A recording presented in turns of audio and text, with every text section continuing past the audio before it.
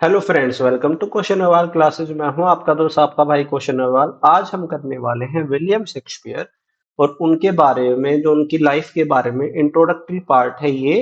और है ये हम क्यों करने वाले हैं, चलिए जानते हैं। आपको पता है एएमआरएस की वैकेंसीज आई हुई है पीजीटी की। तो इंग्लिश सब्जेक्ट की 246 वैकेंसीज हैं और उसकी तैयारी आज से हम शुरू कर रहे हैं, जिसकी अनाउंसमेंट मैंने पहले ही कर दी थी। अच्छा, कैसे कैसे हम कहाँ कहाँ तैयारी करेंगे उसके बारे में थोड़ा शेड्यूल जान लेते हैं। पूरा शेड्यूल मैं आपको एक वीडियो के जरिए, एक शॉर्ट वीडियो के जरिए आपको मैं दे दूंगा, ठीक है।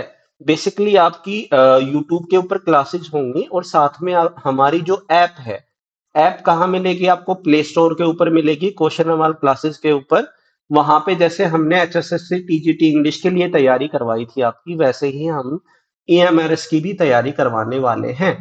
पहले हमने सिर्फ आपको टेस्ट सीरीज प्रोवाइड की थी। अब हम आपको अ, आपके लिए टेस्ट सीरीज तो होगी ही होगी, उसके साथ साथ क्लासेस भी प्रोवाइड करवाएंगे कोर्स के अंदर। सारा सब कुछ यूट्यूब के ऊपर प्रोवाइड नहीं करवाया जा सकता है इन अ शॉर्ट स्पैन टाइम को देखते हुए, या बच्चों की तैयारी को देखते हुए बच्चों को एक्स्ट्रा क्लासेस की जरूरत पड़ती है। पिछली बार ऐसा हुआ था, कुछ टॉपिक हमारे रह गए थे।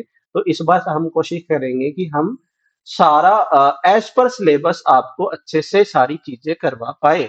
जैसा कि एचएसएससी टीजीटी इंग्लिश में हमने सिर्फ एज पर सिलेबस, ना उससे ज्यादा और ना उससे कम, एज पर सिलेबस हमने आपको पढ़ाने की कोशिश की थी, वैसे ही हम इस कोर्स के अंदर आपको पढ़ाने की कोशिश करेंगे। और अ, इसके साथ साथ आपको पीडीएफ्स मिलेंगी। जो कंटेंट होगा क्लास का, उसकी पीडीएफ आपको मिल जाएगी। ठीक है, तो ये सारी चीजें इंक्लूडेड होंगी ऐप के ऊपर, और जो मोस्टली क्लासेस होंगी वो यूट्यूब चैनल के ऊपर होंगी। आप वहां से कर सकते हैं। वीकली टेस्ट होगा, जितना हमने हफ्ते में पढ़ा है उतना हम वीक में आपको टेस्ट, एक स्टैंडर्ड टेस्ट देंगे ताकि आपका नॉलेज टेस्ट कर सके। ठीक है, चलिए। ये लिटरेचर पार्ट है आपका। आपको पता है लिटरेचर पार्ट अगर को हम देखें तो मोस्टली लगभग उन्होंने इंग्लिश लिटरेचर को कवर कर ही दिया है। जो मेन मेन हमारे राइटर्स हैं उन्होंने सारे मेंशन कर दिए हैं। शेक्सपियर के बारे में उन्होंने अलग से मेंशन किया है, तो मैं ये मान के चलता हूँ 30 to 40% क्वेश्चन जो है ना आपके पेपर के, वो सारे के सारे, अगर मैं 70 क्वेश्चन अगर हमारे पेपर में आएंगे, 70 में से 20 to 25 क्वेश्चन अकेले शेक्सपियर पे ही होने वाले हैं। बाकी जो चीजें हैं वो बहुत सारे राइटर्स दे रखे हैं। अगर मैं इस पूरे लिटरेचर पोर्शन को देखूं, अगर आपने मेरे साथ इसको तैयार कर लिया, तो मेरे भाई आपको और कोई बैच पढ़ने की जरूरत नहीं है। आप D triple S B, PGT हो या टीजीटी हो, निकाल लेंगे आप इसको करके मेरे साथ। ठीक है, यूपीटीजीटी हो, यूपीटीजीटी हो या पीजीटी हो, दोनों एग्जाम के लिए ये सफिशिएंट सिलेबस है। इससे थोड़ा बहुत कम या ज्यादा होता है, ठीक है। और अभी बीपीएससी की जो वैकेंसीज निकली हुई हैं, उसमें भी आप लिटरेचर पार्ट को यहां से कर सकते हैं। तो मेरे भाई लगभग ऐसा ही सिलेबस रहता है। तो 70 to 90% सिलेबस यही रहता है। और अगर आपने, देखो तैयारी एक बार होती है, एक बार कर लो, बार बार करने की जरूरत नहीं है। बार बार करने के का फायदा भी नहीं होता। उसके बाद सिर्फ आप सेल्फ स्टडी करें और उसके साथ टेस्ट सीरीज दें, तो ही आपका सिलेक्शन हो पाता है। तो एक बार अच्छे से हम इसको कर लेते हैं और चलिए शुरुआत करते हैं। क्योंकि आपको पता है हम क्लास में पढ़ते हैं, बकवास ज्यादा नहीं करते, टू द पॉइंट बात करेंगे और पढ़ाई शुरू करेंगे आज से, अभी से ही। ठीक है, और जो शेड्यूल है मैं वो आपको प्रोवाइड करवा दूंगा। टेलीग्राम ग्रुप से जुड़ सकते हैं, क्वेश्चन क्लासेस नाम से टेलीग्राम आपको मिल जाएगा। ठीक है, चलिए। बर्थ हुआ था विलियम शेक्सपियर के बारे में जानते हैं। 1564 1616 तक, 52 साल ही इनकी लाइफ स्पैन था। 23 अप्रैल 1564 स्ट्रेटफोर्ड अपॉन एवोन नाम का जो जगह थी। अवोन जो है वो रिवर का नाम है और स्ट्रेटफोर्ड जो है वो विलेज का नाम है। ये ऐसे भी पूछ लिया जाता है पेपर में कि अवोन क्या है, ये रिवर का नाम है, ठीक है। और स्ट्रेटफोर्ड क्या है, एक विलेज का नाम है। और ये कहाँ पे है? वारविकशायर में है ये। इनका बैप्टाइजेशन कहाँ हुआ था? बैप्टाइजेशन हुआ था होली ट्रिनिटी चर्च स्ट्रेटफोर्ड में। कब हुआ था? 26 अप्रैल। ये बेसिक है, इनके जन्म से रिलेटेड है। अगर ये क्वेश्चन आता है तो हलवा है, कर लेंगे आप, मुझे पता है। वारंगशायर तीनों ओरों से घिरा हुआ है, फॉरेस्ट ऑफ आर्डन से, कैसल ऑफ वारविक से और कैसल ऑफ किलकॉलमैन से। इनका जिक्र इनके प्लेज में होता रहा है। आप वेरियस प्लेज का एग्जांपल उठा के देख सकते हैं जहां पे इनका जिक्र हुआ है। इनके पेरेंट्स की बात करें तो सिर्फ नाम याद करना है, फिर भी मैंने आपको जानकारी देने के लिए, बताने के लिए कुछ एक्स्ट्रा चीजें भी डाली हैं। जॉन शेक्सपियर इनके फादर का नाम था, मैरी आर्डन इनकी मदर का नाम था। टोटल 8 बच्चे थे। ये तीसरे बच्चे थे अपने पेरेंट्स के। पहले 2 लड़कियां हुई थी, वो जो थी वो एक्सपायर हो गई थी, तो ऐसा माना जाता है कि विलियम शेक्सपियर एल्डेस्ट थे, लिविंग एल्डेस्ट थे, ठीक है, लिविंग में। वैसे ये तीसरे नंबर पर पैदा हुए थे। अगर मैं बात करूं जॉन शेक्सपियर की, तो ये एल्डरमैन थे, बाद में जाकर मेयर भी बने हैं, और एक सक्सेसफुल ग्लव मेकर थे। जो उनकी मदर थी वो एक एफ्लुएंट फैमिली से आती थी, रिच फैमिली से आती थी। एजुकेशन कहाँ ली है? एजुकेशन ली है स्टेटफोर्ड में ही। मेयर थे, इनके जो फादर थे वहां पे एक पॉलिटिशियन थे, तो वहां पे ऐसा माना जाता है कि इनको भेजा ही होगा, क्योंकि वहां पे ग्रामर स्कूल एट स्टेटफोर्ड था। तो बेन जॉनसन, जिन्होंने इनके बारे में बहुत सारे क्रिटिकल रिमार्क्स दिए हैं, जो हम नेक्स्ट वीडियो में पढ़ेंगे। नेक्स्ट वीडियो में हम इनके सारे वर्क्स देख लेंगे, कौन कौन से वर्क्स थे, क्रोनोलॉजिकल ऑर्डर में देखेंगे सभी को, और लर्न करने की कोशिश करेंगे। और इम्पोर्टेंट इम्पोर्टेंट कौन से प्लेस हैं, कौन से वर्क्स हैं इनके, वो मैं आपको नेक्स्ट वीडियो में बताऊंगा। उससे जो अगली वीडियो आएगी उसमें शेक्सपियर के ऊपर लिखी गई कौन कौन सी किताबें हैं, कौन कौन से उनके ऊपर क्रिटिकल रिमार्क्स दिए गए हैं, वो पढ़ेंगे। वहां पे बेन जॉनसन का बहुत ज्यादा जिक्र होगा। तो उन्होंने एक रिमार्क दिया था इनके ऊपर, he was small Latin and less Greek. उन्होंने एजुकेशन जो वहां से ली है वो अच्छे प्रॉपर तरीके से नहीं ली है, तो ऐसा माना जाता है उनको small Latin and less Greek माना जाता है, ठीक है। अगर मैं बात करूं स्पाउस की, तो इन्होंने 18 की एज में 1582 में शादी कर ली थी, अपने से 8 साल बड़ी लड़की से, जिनका नाम एन हैथवे था। उनसे उनको 3 बच्चे थे, सुजैना सबसे बड़ी थी, और उसके बाद 2 साल बाद जो बच्चे हुए थे उनको हेमनेट हेमनेट था और जूडियट थी, ठीक है। तो हेमनेट बेसिकली आपका बॉय हो गया, और बाकी दोनों लड़कियां थी। तो हेमनेट जो है वो 11 साल की उम्र में एक्सपायर हो गया था, डेथ हो गई थी उनकी 11 अगस्त 1596 में। जो सुजैना है उसकी शादी हुई थी जॉन हॉल से, जो एक फिजिशियन थे। और जूडियथ जो है उनकी शादी हुई थी थॉमस क्विन से। इससे ज्यादा आपको नहीं पढ़ना है। अगर डेथ की बात करें तो ये इनकी डेथ हुई थी स्टेटफोर्ड में, अपने प्लेस पे। देखो इनकी जो जिंदगी है वो 2 जगह पे कटी है। जो इनका जो नेटिव प्लेस था इनका, जो स्टेटफोर्ड था, और बाकी जो जो इनका करियर जो बीता है, जो बेसिकली जो इतना बड़ा करियर इनका एमिनेंट जो इनका करियर था, वो लंदन में इन्होंने राइटिंग की है। तो 23 अप्रैल 1660 में 52 साल की उम्र में इनकी डेथ हो गई थी, और जिसमें बैप्टाइजेशन जिस चर्च में हुआ था उसी चर्च में इनको दफनाया गया है। और जो इनका एपिटैफ होता है, एपिटैफ क्या होता है? एनक्रिप्शन ऑन द टॉम, जो कब्र पर लिखे गए जो शब्द होते हैं, किसी के मरने के बाद जो शब्द लिखे जाते हैं उनको एपिटैफ बोला जाता है। तो ये एपिटैप जो है आपको लर्न करना है, बहुत ही इंपॉर्टेंट क्वेश्चन है, अभी तक का सबसे इंपॉर्टेंट क्वेश्चन है कि ये किसका एपिटैप है। Good friend, for Jesus sake forbear to dig the dust enclosed here. Blessed be the man that spared these stones, and cursed be that moves my moans। तो ये एपिटैप जो है आपको लर्न करना है, ये शेक्सपियर का है और one of the most famous है, ठीक है। इनको बार्ड ऑफ एवोन बोला जाता था। क्यों बोला जाता था? क्योंकि इनका रिवर, जो इनका गांव है वो इस रिवर के किनारे है। ऑक्यूपेशन पूछ लिया जाता है, यूपीटीजीटी का ये फेवरेट क्वेश्चन है, 2-3 बार पूछ लिया जाता है, तो आपके एग्जाम में भी आ सकता है। इनमें से कौन सा शेक्सपियर का ऑक्यूपेशन नहीं था या है, इस तरीके से क्वेश्चन पूछा जाएगा। वो एक इंग्लिश एलिजाबेथियन पोइट थे, एक्टर थे, रेनेसेंस प्ले राइट थे, ठीक है।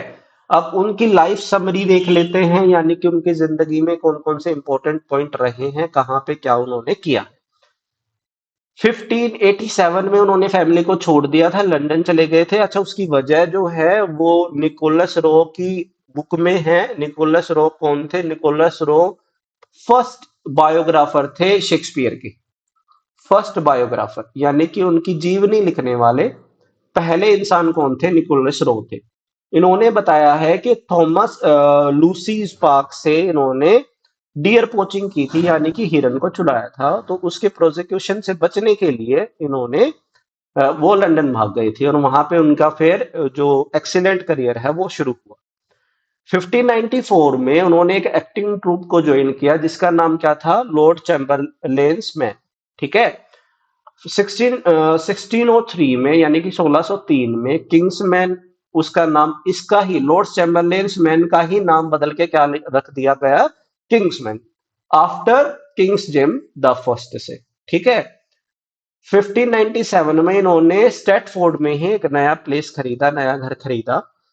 अब 1599 में ग्लोब थिएटर में इन्होंने पार्टनरशिप की। दो थिएटर में बेसिकली इनकी पार्टनरशिप थी। इसके बारे में, ग्लोब थिएटर के बारे में भी बात करेंगे और क्या क्या हुआ वो सारी बातें भी करेंगे हम इसमें, कि भाई कौन सा प्ले चल रहा था जब ये बंद हुआ प्लेग के कारण। तो ऐसे क्वेश्चन भी पूछ लिए जाते हैं, हम वो नेक्स्ट वीडियो में करेंगे। ठीक है। तो जो दो थिएटर थे वो कौन कौन से? The globe, the black fryers theatre. इसके बाद अगर हम बात करते हैं इनके जो प्लेस थे इन 1623, यानी कि इनकी मौत के बाद, इनकी डेथ के बाद, इनके जो दो दो दोस्त थे, जो जॉन हेमिंग्स और हेनरी कॉर्नवेल, इनके जो दो दोस्त थे उन्होंने सारे जो इनके वर्क्स थे वो जो हैं पब्लिश किए फर्स्ट फोलियो में। बेसिकली 4 फोलियोज थे, इनके बारे में भी वर्क्स की बात कर रहे हैं तो नेक्स्ट वीडियो में फोलियोज की बात करेंगे। फोलियोज क्या होता है, क्वार्टो क्या होता है, ये सारी बातें। ठीक है। ये लर्न करना है कि इनके टोटल 37 प्लेज है, उसमें से 36 जो प्ले थे वो फर्स्ट फोलियो में ही पब्लिश कर दिए गए थे। कौन सा प्ले पब्लिश नहीं हुआ था ये इंपॉर्टेंट है, पेपर में आता है। ठीक है। पेरिकल्स जो है प्रिंस ऑफ टायर, ये आपका इंक्लूडेड नहीं था फर्स्ट वॉल्यूम में, इसको लर्न कर लेना है। 1590 में 154 इन्होंने सोनेट्स लिखी हैं और 20th में 1609 में थॉमस थॉप, इनके जो दोस्त थे, इन्होंने इसको पब्लिश किया था। ठीक है। अच्छा, जो ऐसा माना जाता है प्लेगरिज्म का बहुत बार सवाल उठाया गया है शेक्सपियर के ऊपर कि प्लेगरिज्म करते थे वो, दूसरों की रचनाओं को लेकर के, पढ़ करके और उन रचनाओं को अपनी भाषा में वो लिखते थे और प्रेजेंट करते थे लोगों के सामने। तो ज्यादातर उनके जो वर्क्स थे वो ज्यादातर किससे लिए गए थे? ये याद रखना है आपको 100%। Holinshed's chronicles of England, Scotland and Ireland. ठीक है। और sir Thomas North's 1579 translation Plutarch's parallel lives. इन दोनों रचनाओं से, इन दोनों वर्क से ही ज्यादातर उनके जो प्लेस थे वो लिए गए थे, जो उनके आइडियाज थे वो यहाँ से लिए गए थे। जैसे कि मैकबेथ जो है हॉलिनशेड क्रॉनिकल्स ऑफ इंग्लैंड, स्कॉटलैंड और आयरलैंड से लिया गया है। ठीक है। चलिए अब इनका जो एक बार है ना लाइफ लाइन देख लेते हैं कि कैसे चली है। इंपॉर्टेंट है ये क्योंकि पेपर में आ जाता है। चलिए, 1564 को बर्थ हुआ था, उसके बाद 1582 में मैरिज हुई थी। लगभग ये 1587 में 1587 में लंदन भाग गए थे और वो वहां तक रहे थे 1611 तक। तो इसको बोला जाता है इनका करियर एज। ठीक है। इसको क्या बोला जाता है? Career as. तो बेसिकली दो लोगों ने इनके करियर को अपने हिसाब से 4 पार्ट्स में बांटा है। ठीक है। और वो कौन कौन से 4 पार्ट्स है देख लेते हैं। पहला अगर हम देखें, डब्ल्यू जे लॉन्ग ने इनके जो 4 लिटरेरी करियर को 4 पार्ट्स में बांटा है वो कौन कौन से हैं? A period of early experimentation, a period of rapid growth and development, a period of gloom and depression and a period of restored serenity of काम आफ्टर स्टॉर्म। इससे ज्यादा आपको नहीं लर्न करना है, इससे ज्यादा असिस्टेंट प्रोफेसर वाले भड़क देखेंगे इसकी। इससे ज्यादा आप लर्न नहीं करेंगे, ये मेरी सलाह है कि क्या इसमें इस स्टेज में उनके साथ क्या हुआ या इस स्टेज में उनके साथ क्या हुआ, इससे ज्यादा वो पूछने वाला नहीं है। इसके अलावा फिर एडवर्ड डॉर्डन ने इनको क्लासिफाई किया है अपनी book his mind and art में, उनके 4 स्टेजेस बताए हैं, in the workshop, in the world, out of depth, on Heights. तो ये उन्होंने बताए हैं। अच्छा, मेंशन भी किया है कि उनका जो 24 साल का जो ये करियर था, 24 इयर्स का जो करियर था, उन्होंने टाइमलाइन पे भी बताया है। तो वो टाइमलाइन अगर आप चाहते हैं, कोई बता सकता है तो कमेंट सेक्शन में बता दीजिए मुझे कि उनका टाइमलाइन क्या था। इन द वर्कशॉप वो कितने साल थे, ठीक है। इन द वर्ल्ड कितने साल थे, इतना आप दे सकते हैं, ठीक है, इससे ज्यादा नहीं पढ़ना है। अब बात करते हैं सबसे इंपॉर्टेंट चीज की, आज के सबसे इंपॉर्टेंट क्वेश्चंस की, जो हर वीडियो में मैं आपको ऐसे क्वेश्चंस प्रोवाइड करता रहूंगा। उनके वर्क्स पढ़ने से पहले सबसे इंपॉर्टेंट वर्क्स जो है ना वो हम पढ़ लेते हैं। हिज 4 ग्रेट ट्रेजेडीज, उनकी सबसे जो 4 महान ट्रेजेडीज थी ना, वो कौन कौन सी थी। इसको तो मेरे भाई आप ऐसे मतलब रट लो कि शेक्सपियर को का एक ही क्वेश्चन आ जाएगा ना। तो ये क्वेश्चन तो आपको लर्न करना ही करना है। कौन कौन कौन सा। हेमलेट, ओथेलो, किंग लियर और मैकबेथ, ये उनकी 4 ग्रेट ट्रेजेडीज थी। अगर उनकी 4 ग्रेट कॉमेडीज की बात करें तो much ado about nothing, twelfth night, the merchant of Venice, as you like it, ये उनकी 4 ग्रेट कॉमेडीज थी और ये 4 उनकी ग्रेट ट्रेजेडीज थी। ये जो दोनों क्वेश्चंस है ना, ये ज्यादातर पेपर में पूछ ली जाते हैं कि इनमें से कौन सा ग्रेट, चार उनके 4 ग्रेट ट्रेजेडीज है या नहीं है। 4 ऑप्शन दे देगा फॉर एग्जाम्पल, कि इनमें से जैसे किंग लेयर हटा देगा और कुछ डाल देगा इसके अंदर, ठीक है। तो इस तरीके से क्वेश्चन पूछा जाता है।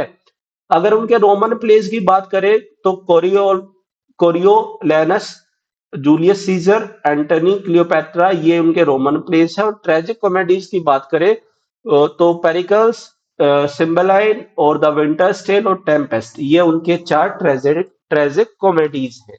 तो आज के लिए इतना ही करते हैं। ये इंट्रोडक्टरी पार्ट था, हमने शेक्सपियर के बारे में जाना कि वो कहाँ से थे, उनका जन्म कब हुआ, उनके लाइफ इवेंट्स क्या थे।